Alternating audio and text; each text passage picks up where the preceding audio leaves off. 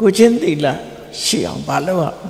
ကိုချင်းသီလရှိအောင်လုပ်ရမယ်အချက်နှစ်ချက်ရှိတယ်ဘယ်အရာပဲဖြစ်ဖြစ်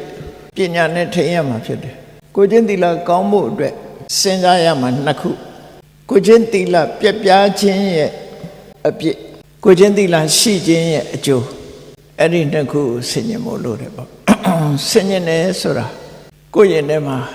ကိုချင်းသီလပြက်ပြားသွားရင်ဘဝဟာဘယ်လောက်ထိအောင်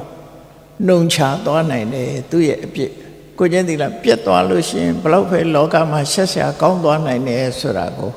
နံပါတ်1တွေးတော်ရမယ်ဆင်ញင်ရမယ်ကိုချင်းသီလပြက်ခြင်းနောက်ဘဝငရဲကြတာတွေမကြတာတွေအသာထား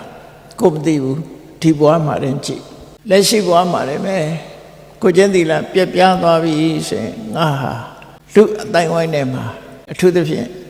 လူအတိုင်းဝိုင်းဆိုတဲ့ထဲမှာဂုဏ်သိက္ခာရှိတယ်လူအတိုင်းဝိုင်းထဲမှာကိုဟာမဝင်ဆန်းတော့ကိုချင်းသီလပြက်ပြားသွားလို့ဂုဏ်ရှိသေးရှိဘဝနဲ့ခေါင်းမော့ခါကော့ပြီးမွဲနိုင်ဘူးကိုချင်းသီလမကောင်းတဲ့ပုဂ္ဂိုလ်ဆိုတာအောက်တန်းနောက်တန်းရောက်သွားနိုင်တယ်ဒါကြောင့်မို့ကိုချင်းသီလမရှိခြင်းရဲ့အပြည့်ဟာဒီဘဝတည်းမဲ့တို့တွေလူရမကွေးတဲ့ဘဝမျိုးရောက်စေနိုင်တယ်နောက်အကျိုးကိုစဉ်းကျင်စဉ်းစားကြည့်လိုက်ကိုချင်းသီလရှိလို့ရှိရင်ဘယ်ပရိသတ်ထဲသွားဘယ်အတိုင်းဝိုင်းနဲ့ဝင်ကိုဟာမဟုတ်တာမလုပ်တဲ့လူတယောက်ဆိုခုံရှိတယ်သိက္ခာသမာဓိရှိတဲ့ပုဂ္ဂိုလ်ဖြစ်အလုံးကလက်ခံတယ်ဝင်ဆန်းတယ်ကိုယ့်ရဲ့တရင်နေဟာလည်းကောင်းတရင်ပဲရှိတယ်အဆိုးမရှိဘူးဒါကိုချင်းသီလကောင်းခြင်းရဲ့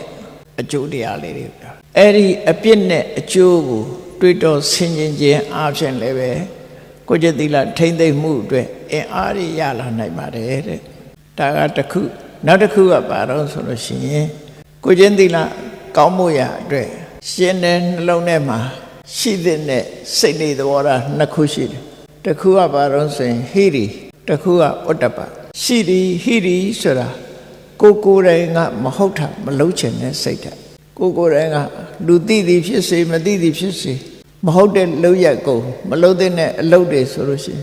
ယွန်ရှာတဲ့စိတ်ဓာတ်ရှိရစိတ်ထဲမှာမိပြီးတော့ဖြစ်တာဟိရိမြန်မာလူပြန်တဲ့အခါရှက်တယ်လို့ပြန်တယ်မဟုတ်တာလုပ်ရမှာရှက်တယ်ယွန်တယ်မဟုတ်တာမလုပ်ဘူးဆိုတဲ့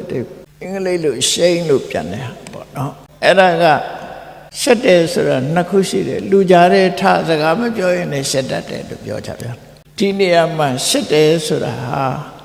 မဟုတ်တာလုပ်ရမှာရှက်တာကိုပြောတာ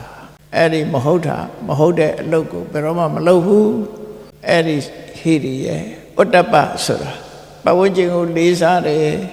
ရှုသေးတယ်ဥပမာကျောင်းသားတွေဆိုရင်ဆရာတွေကိုလေးစားတယ်ယုသေးတယ်ဆရာရှိမှဆိုရင်အပြောဆိုကားစပြီးပို့ပြီးတော့ဆင်ញင်ကြတယ်အဲ့ဒါလိုပဲဥတ္တပရဲ့သဘောကကိုယ်ပတ်ဝန်းကျင်ကိုလေးစားတယ်ကိုမဟုတ်တာလုပ်ရင်ပတ်ဝန်းကျင်မှာဂုဏ်သိက္ခာကင်းမဲ့လိမ့်မယ်ဆိုတာကိုသိပြီးတော့လေးစားတာပါဠိလိုတော့ဥတ္တပဆိုတာဒီဥတ္တပဆိုတဲ့စကားလုံးကိုအင်္ဂလိပ်ကတော့ fear လို့ပဲပြန်တယ်ပေါ့ moral fear လို့ moral shapeness နဲ့ moral fearness ဒီနှစ်ခုပြန်တာအဲ့တော့ကိုจิตတရားနဲ့ပတ်သက်ပြီးတော့ရှက်တတ်သူကိုจิตတရားနဲ့ပတ်သက်ပြီးတော့ကြောက်တတ်သူအဲ့ဒီနှစ်ခုရှိလို့ရှိရင်ကိုจิตသီလပြည့်စုံတယ်လို့တို့ဆိုလို့တယ်အဲ့တော့ကိုจิตသီလကို